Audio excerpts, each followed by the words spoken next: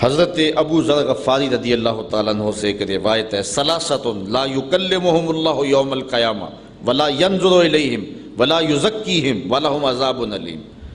تین لوگ ایسے ہیں قیامت کے دن اللہ ان سے کلام ہی نہیں فرمائے گا، انہیں پاک بھی نہیں کرے گا، ان کی طرف دیکھے گا بھی نہیں، وَلَهُمْ عَذَابٌ علیم، اور ان کے لیے عذاب بھی بڑا سخت ہوگا۔ نہ اللہ ان سے کلام کرے گا، نہ انہیں پاک کرے گا، اور نہ ان کی طرف نظر رحمت کرے گا۔ وہ تین شخص کون ہیں؟ المسبل ازارہ، جو تکبر کی وجہ سے اپنی شلوار کو ٹخنوں سے نیچے لٹکاتا ہے، پہلا شخص ہو۔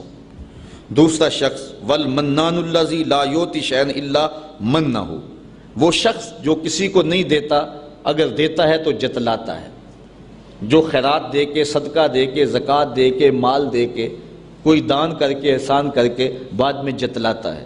اللہ تعالیٰ جل شانہ قیامت کے دن اس کو پاک کرنا، اس پہ رحمت کی نظر کرنا، اس سے کلام کرنا گوارا نہیں فرمائے گا۔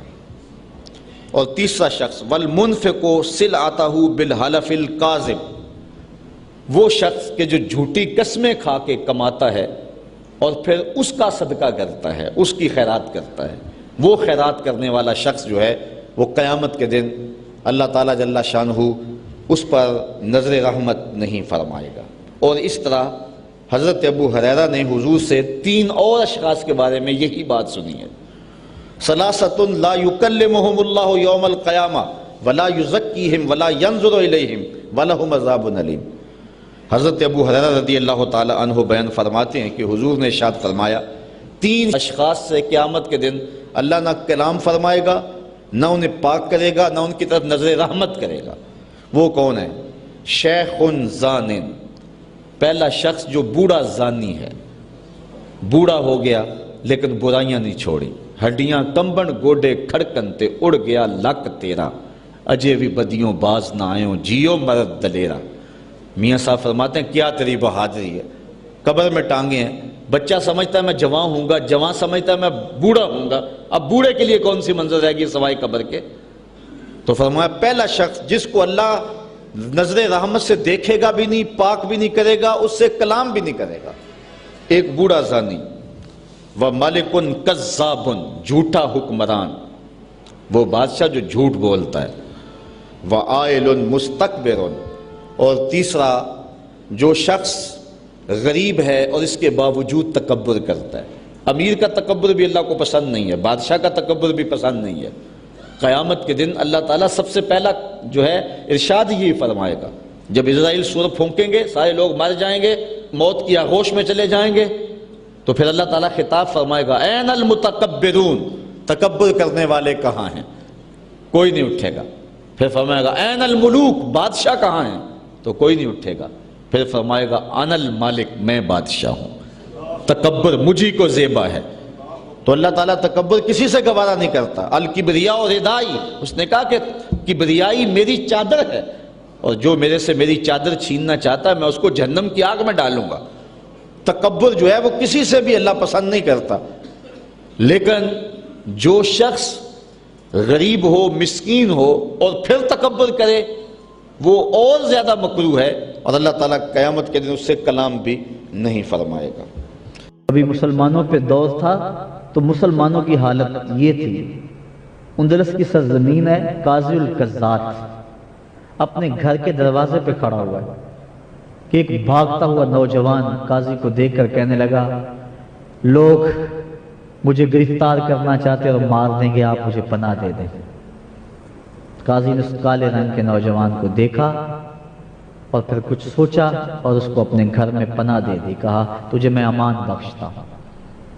گھر کے کمرے میں بٹھایا اہل خانہ کو، کہا کہ اس کے لیے کھانا تیار کرو۔ ابھی کھانا اس کے سامنے رکھا ہی تھا کہ دروازہ ٹھک ٹھک بجنے لگا۔ قاضی صاحب باہر آئے تو کیا دیکھا کہ قاضی کے اکلوتے بیٹے کی لاش لیے لوگ دروازے پہ کھڑے ہیں کہ آپ کے شہزادے کو ایک عیسائی نے قتل کر دیا۔ وہ بھاگا، ہم اس کے پیچھے دوڑے، لیکن اس گلی میں کہیں گم ہو گیا، مل نہیں رہا۔ قاضی ایک لمحے کے لیے ٹھہرا، پھر اس کو کہا بھی لاش کو ادھر رہنے دو، میں ابھی وصول نہیں کروں گا، ٹھہر جاؤ۔ دروازہ اندر سے بند کیا، پھر اس کمرے میں گیا، جس میں وہ نوجوان تھا، اس کو کہا تو نے آواز نہیں نکالنی، اور باہر سے تالا لگا دیا۔ دروازہ کھولا، لاش وصول کی، مہمان آ گئے، تجہیز و تکفین ہوئی، تدفین کے مراحل تک معاملہ پہنچا، لیکن اس دروازے کو تالا برابر لگا ہوا ہے۔ تو قاضی صاحب ادھر کسی کو نہیں جانے دے، اکلوتا بیٹا تھا، بڑھاپے کا سہارا تھا، عصائے پیری تھا، لیکن قاضی صاحب خون کے آنسو رو رہے، لیکن اس کے باوجود اس دروازے کی طرف کسی کو نہیں جانے دے۔ کیا خزانہ ہے اس کے اندر؟ اگر کوئی سوال بھی کرتا ہے، قاضی کہتا ہے یہ میرا اور اس خزانے کا معاملہ تم چھوڑو۔ بیٹے کی تدفین ہو گئی، شام کو واپس آئے، لوگ گھروں کو گئے، رات جب تاریکی چھا گئی تو قاضی نے دروازہ کھولا، اس نوجوان کو بلا کر کہا، بیٹا جانتا ہے تو نے کس کا چراغ بجھایا ہے؟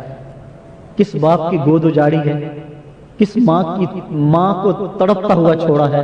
وہ بد نصیب باپ تمہارے سامنے کھڑا ہے جس کے بیٹے کو تم نے قتل کیا ہے، لیکن چونکہ میں تمہیں امان دے چکا ہوں، اور مسلمان جسے امان دے بیٹھے پھر اس کی جان کی اپنی حفاظت سے زیادہ اپنی جان سے زیادہ حفاظت کرتا ہے۔ جاؤ رات کی تاریکی میں نکل جاؤ، اگر مسلمانوں نے پکڑ لیا اور میرے پاس لے آئے، گواہ پیش کر دیے، تو میں پھر سزا دینے کا پھر حقدار ہوں اور مجبور ہوں گا تمہیں سزا دینے کے، لہٰذا تم رات کی تاریکی میں چلے جاؤ۔ جب ہم اندلس کے حکمران تھے یہ ہماری حالت تھی، اور آج گوانٹا ناموبے کے جیلوں کے اندر کیا کچھ ہو رہا ہے۔